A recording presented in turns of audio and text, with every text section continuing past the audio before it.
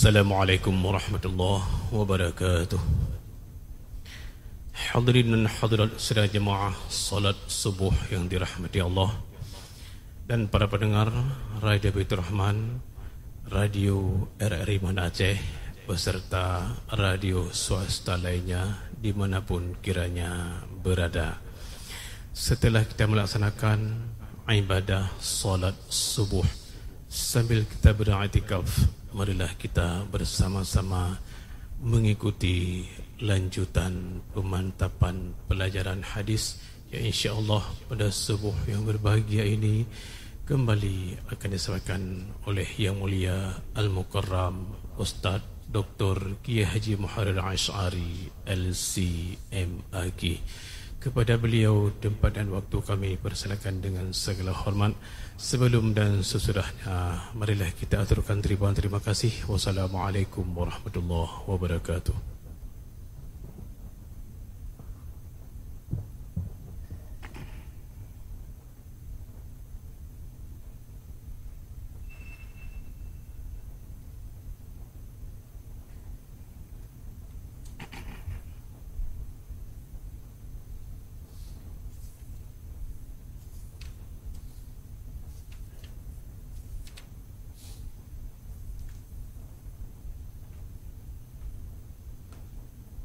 Assalamualaikum warahmatullahi wabarakatuh. Alhamdulillah nahmaduhu wa nasta'inuhu wa nastaghfiruh wa na'udzu billahi min shururi anfusina wa min sayyiati a'malina. May yahdihillahu fala mudilla lahu wa may yudlil fala hadiya lahu.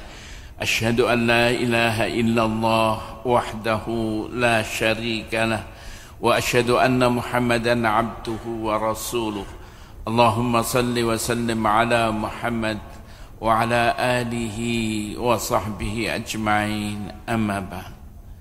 Bapak-bapak, ibu-ibu sidang jamaah salat subuh kaum muslimin dan para pendengar yang dimuliakan Allah, marilah kita tidak ada henti-hentinya memanjatkan puji syukur kehadirat Allah Subhanahu wa Ta'ala atas limpahan rahmat, karunia dan hidayahnya, sehingga sampai pagi hari ini kita masih diberi kekuatan dan kesehatan oleh Allah sehingga kita dapat melaksanakan ibadah. Kita berharap dan berdoa mudah-mudahan ibadah kita diterima oleh Allah Subhanahu wa Ta'ala dan dicatat merupakan amal yang saleh insyaallah. Pada pagi hari ini kita masih berada di bab yang sama, yaitu tentang adab pergaulan. Ada 3 hal. Yang pertama adalah menyampaikan salam dan menjawab salam. Hal ini sudah kita bicarakan minggu kemarin. Pada pagi hari ini yang kedua adalah berjabat tangan. Rasulullah sallallahu alaihi wasallam menganjurkan bahwa untuk lebih menyempurnakan salam dan menguatkan tali ukhuwah Islamiyah, sebaiknya ucapan salam itu diikuti dengan berjabat tangan jika memungkinkan. Rasulullah sallallahu alaihi wasallam bersabda, "Ma min muslimaini yaltaqiyan fayatasafahan illa ghafara lahuma qabla an yatafarraqa." Rawahu Abu Daud wa Tirmidzi. Tidak ada 2 orang Islam yang bertemu lalu dia berjabatan tangan illa ghufira lahuma qabla ayyatafarraqa, kecuali dosanya akan diampuni sebelum dua orang itu berpisah. Jadi seorang muslim bertemu dengan saudaranya sama Islam, mengucapkan salam, kemudian bersalaman, Rasulullah bersabda, dia akan diampuni sebelum keduanya berpisah. Berjabat tangan haruslah dilakukan dengan penuh keikhlasan yang tercermin dari cara bersalaman. Rasulullah SAW menganjurkan kalau berjabat tangan seseorang harus dengan penuh perhatian, keramahan, dan muka yang manis. Pandanglah muka orang yang disalami, pandang mukanya. Jangan bersalaman sambil memandang objek yang lain. Karena bersalaman, mukanya ke sana. Karena sikap yang demikian akan menimbulkan perasaan tidak dihargai. Orang bersalaman dia kemana? Aduh, seolah-olah tidak dihargai. Bisa-bisa yang disalami akan tersinggung dia. Juga jangan menarik jabat tangan dengan cepat dan tergesa-gesa. Yang mengesankan kita berjabatan tangan dengan segala senang hati, tetapi karena terpaksa keadaan dan dengan perasaan yang berat. Jangan.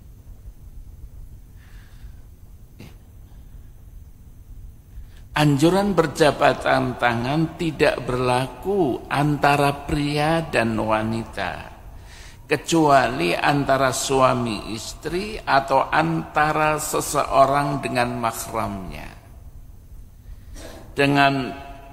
Dalam mengambil baiat wanita muslimah, Rasulullah SAW tidak pernah menjabat tangan mereka, sebagaimana yang diriwayatkan oleh Umamah binti Ruqaykah dan Aisyah dalam dua riwayat yang terpisah. Apa katanya? An Umaymah binti Ruqaykah taqul Ji'tun Nabiyya sallallahu alaihi wasallam fi niswatin nubayyuhu faqala lana fi mastata'tun wa ataqtun inilah usafihu an-nisa. Dari Umamah binti Ruqaykah, dia mengatakan, aku mendatangi Nabi sallallahu alaihi wasallam dengan beberapa wanita-wanita. Kami membaiatnya. Kemudian beliau mengatakan kepada kami, "Fimastata'tun," ya sudah, apa yang kamu bisa dan apa yang kamu kuat, jalankan. Inilah usafih an-nisa, kata Rasulullah. Sesungguhnya aku tidak menyalami wanita. Hadis diriwayatkan oleh Imam Ahmad dan Ibnu Majah. Dalam riwayat Aisyah radhiyallahu anha, Aisyah mengatakan, wallahi ma massat yadu Rasulillah sallallahu alaihi wasallam yadam ra'atin qat ghaira annahu yubayyi'uhunna bil kalam. Aisyah menuturkan, demi Allah, tangan Rasulullah sallallahu alaihi wasallam tidak menyentuh tangan wanita sama sekali. Akan tetapi beliau membaiat wanita-wanita itu bil kalam, dengan perkataan, dengan bicara, tidak dengan berjabatan tangan. Hadis diriwayatkan oleh Imam Ahmad juga oleh Ibnu Majah. Lebih tegas lagi Rasulullah sallallahu alaihi wasallam bersabda, apa sabda? La ayyut'ana fi ra'si ahadikum bimakhit min hadid khairun lahu min an tamas imra'atan la tahillu lah.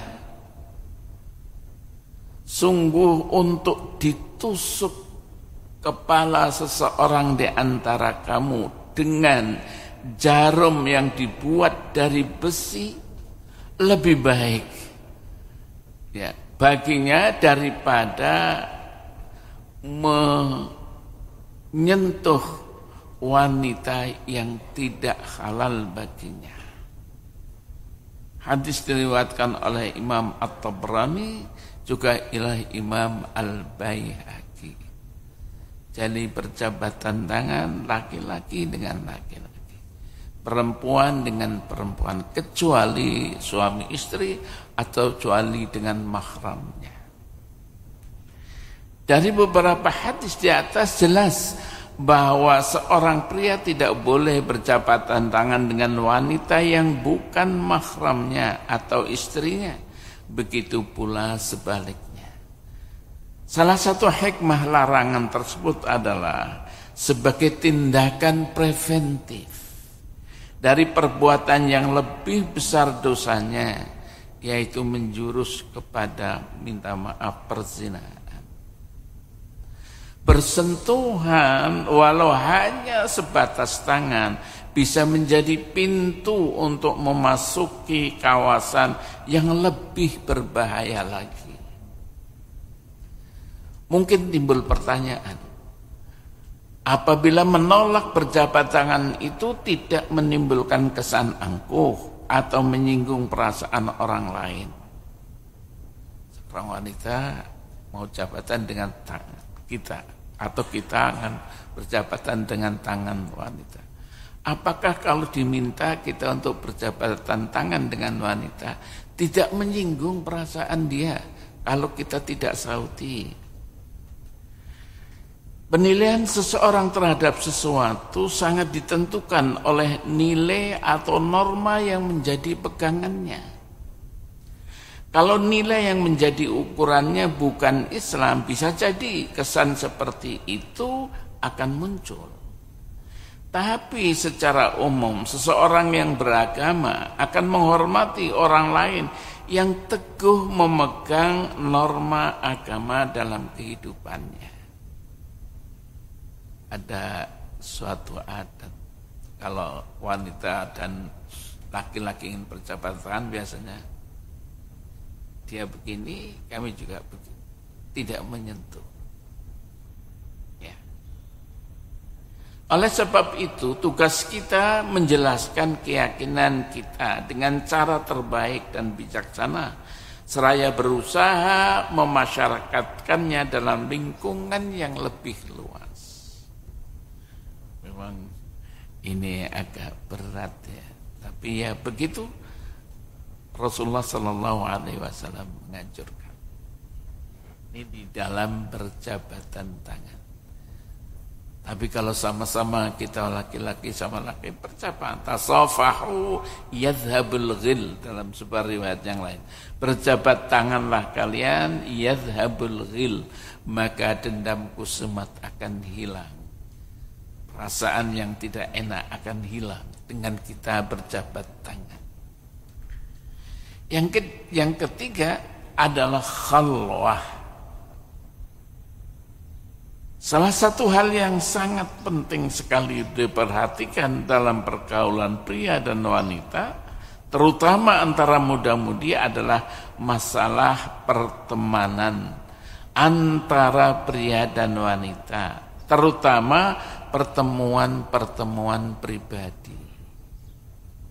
Rasulullah Shallallahu Alaihi Wasallam melarang pria dan wanita berkhalwat, baik di tempat umum apalagi di tempat yang sepi.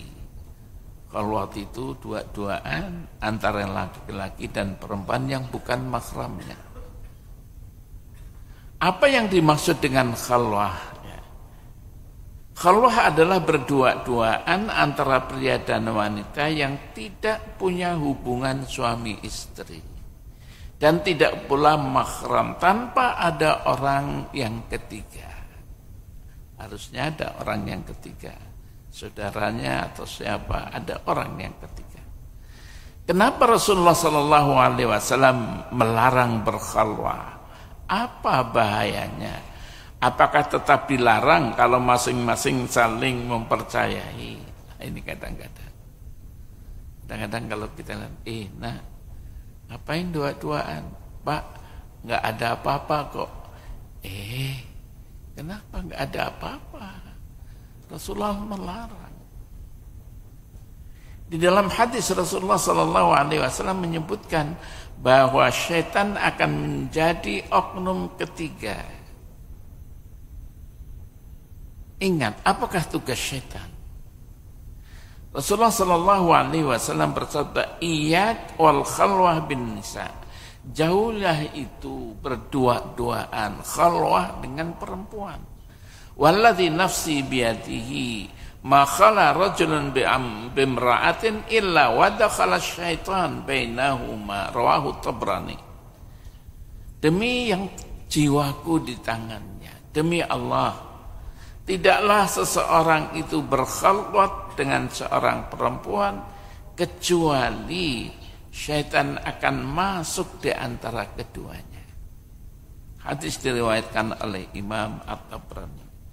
Setan akan selalu mencari peluang untuk menyerumuskan manusia ke lembah kehinaan. Selalu dicari-cari kapan.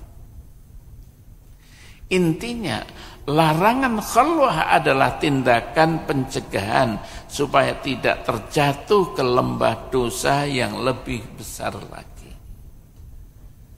Dalam hadis lain Rasulullah SAW menjelaskan bahwa zina akan masuk lewat bermacam-macam pintu. Melalui pandangan mata, melalui pendengaran, melalui pembicaraan, melalui rabaan tangan, dan melalui ayunan kaki. Artinya, semua organ tubuh kalau tidak dijaga dengan baik, apalagi disalahgunakan, akan menjadi pintu yang efektif untuk memasuki kawasan perzinahan. Rasulullah SAW bersabda, "Kutiba 'ala ibni Adam nasibuhu minaz zina, mudrikun dzalika la mahalah." Kata Rasulullah, sudah menjadi suratan nasib manusia itu senantiasa dibayangi oleh zina, dan dia pun pasti menyadari hal itu. Fal'ainan zinahuma an-nadhr.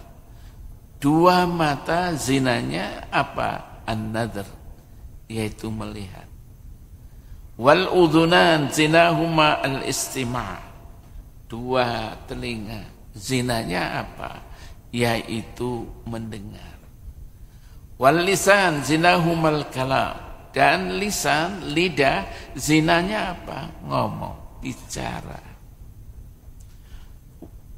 Wal yad zinahuma al-bats.